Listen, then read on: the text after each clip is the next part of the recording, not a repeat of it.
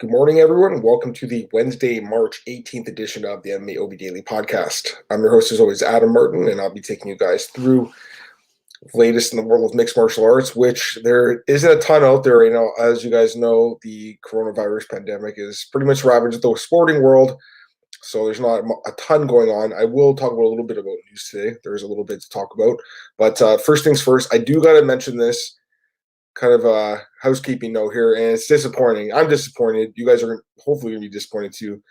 I told you guys yesterday the podcast would continue during this break, I guess you want to call it. That's still the plan. The podcast will continue. However, I've been doing 6 podcasts a week for pretty much the last year. That's going to be cut down significantly. It was not my decision. It's out of my hands. But it's going to be 2 podcasts a week until this whole thing clears up. So the rest of this week's normal. So I'll be doing today, tomorrow, and Friday. So 3 more podcasts this week. But next week, it's going to be 2 podcasts. I'm thinking Monday and Friday would be a good time. Monday, I think for sure, because something could happen in the weekend, and then Friday to kind of recap what happened during the week.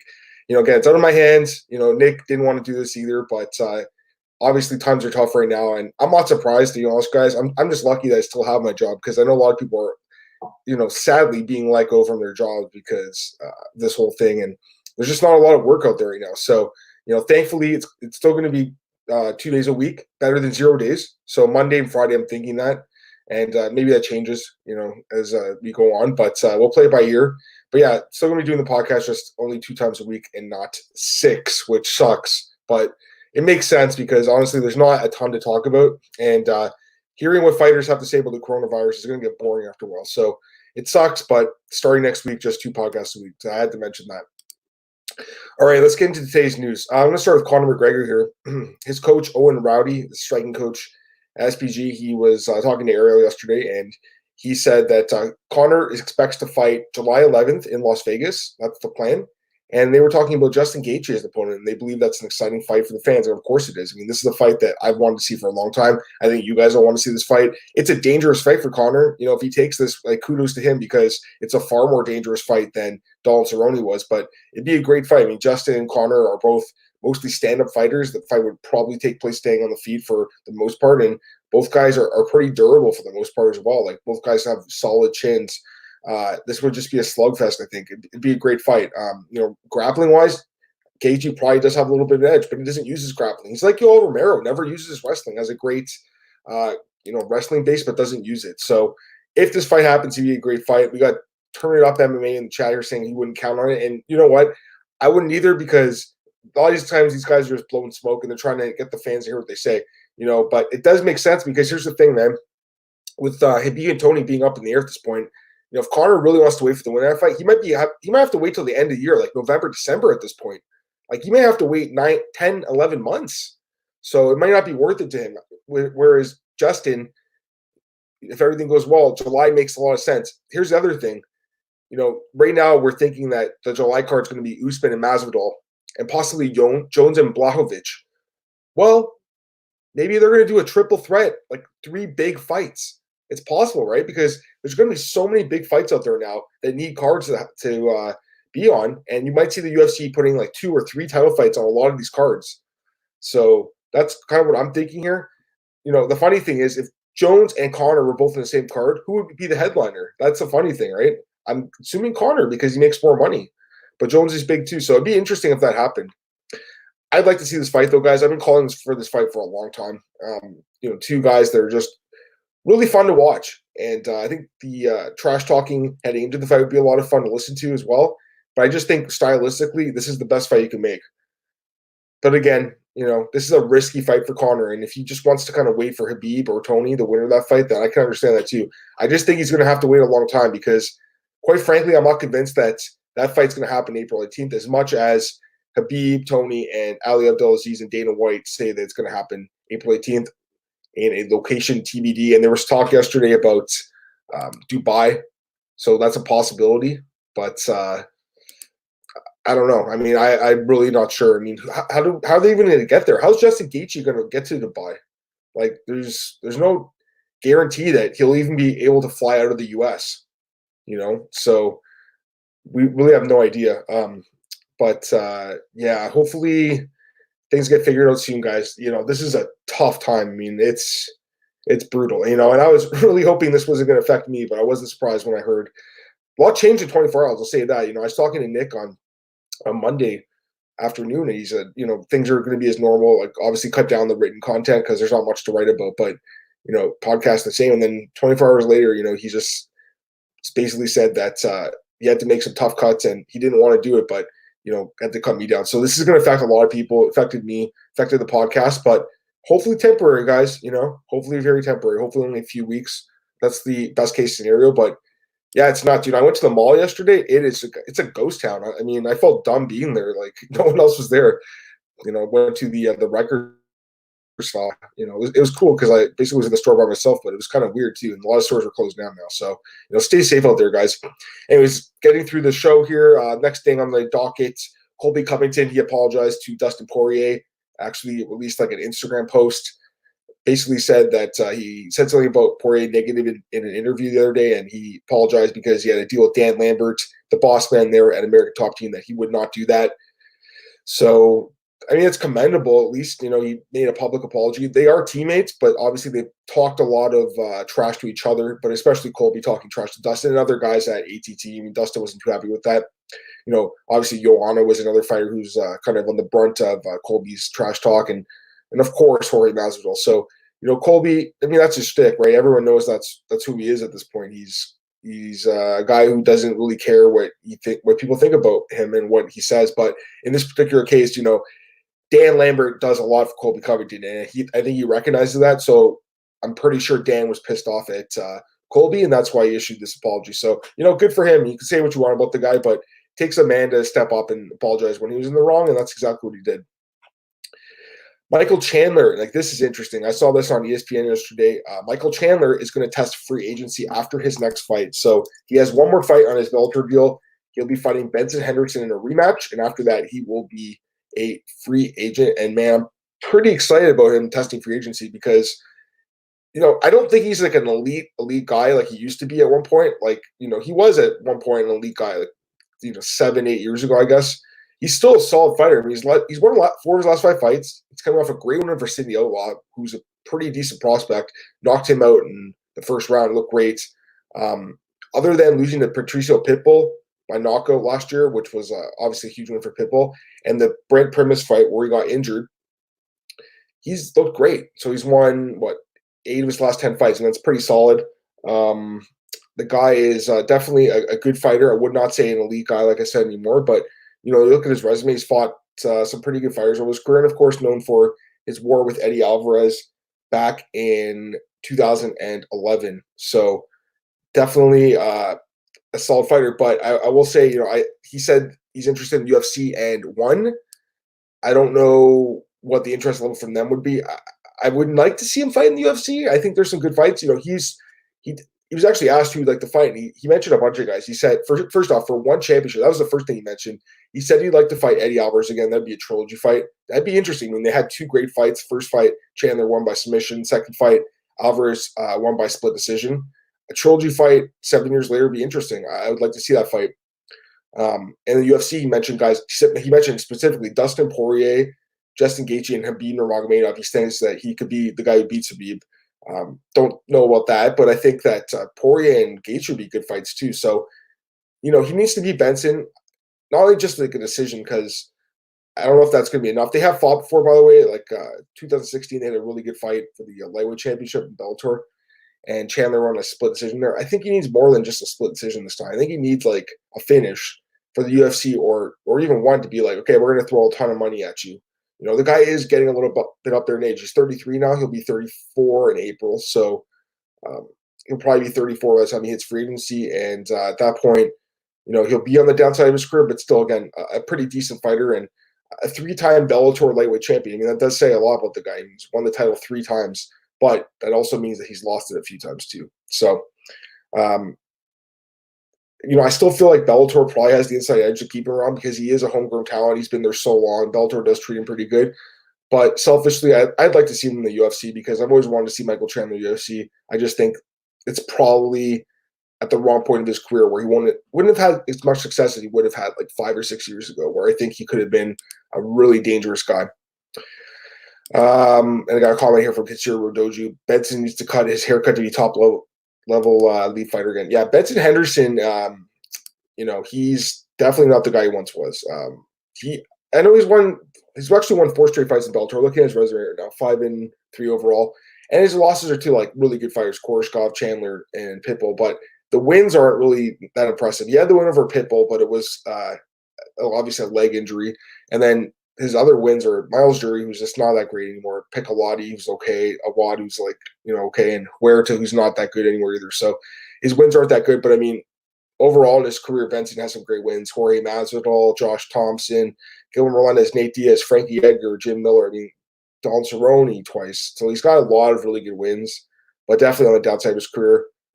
He made the decision to leave the UFC 5 years ago. It's been 5 years since Benson left. It's crazy, right?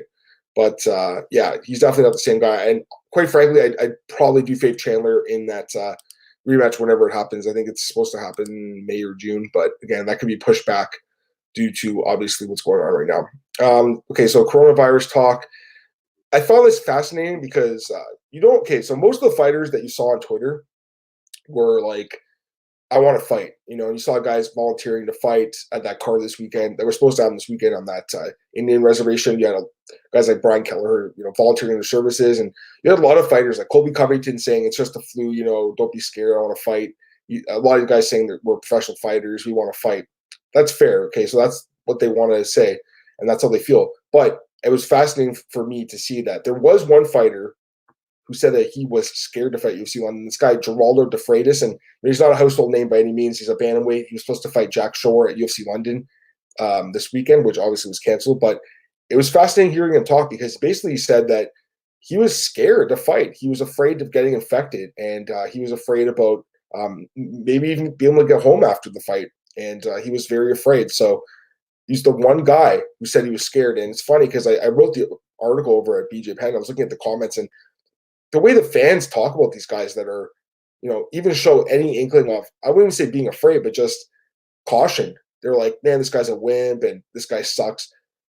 I mean, that's the guy's life. Like, if he got sick, then what, right? So, this is a guy that doesn't make a lot of money too. And basically he said that he was scared, but he would have fought because he needs the money. And this is a guy making probably 10-10 on the prelims, right? So that's who this whole thing hurts the most. Guys like John Jones and Conor, they're fine. They're loaded. They'll be good. But the majority of fighters in the UFC roster don't make a lot of money.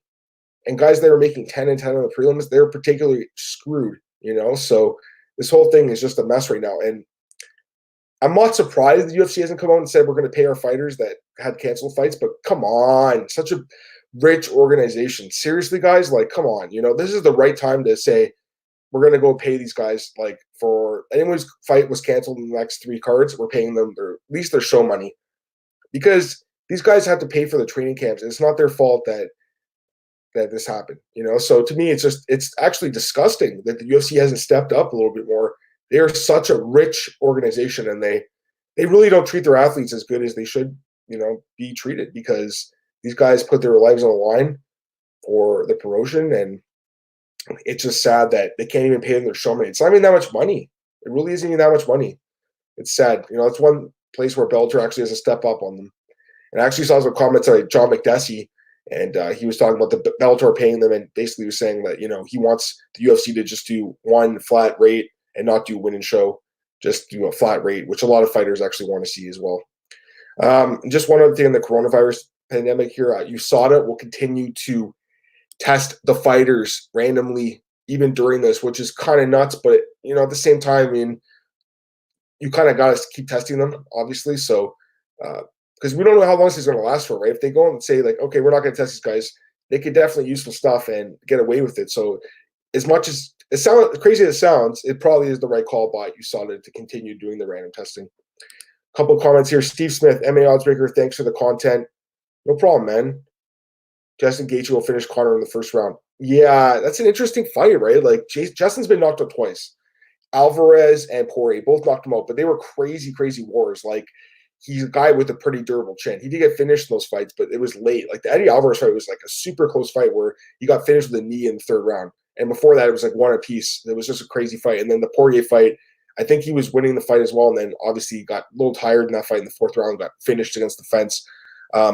Conor, I can't remember if he's been knocked a couple times in his career, and then he lost the decision to Nate.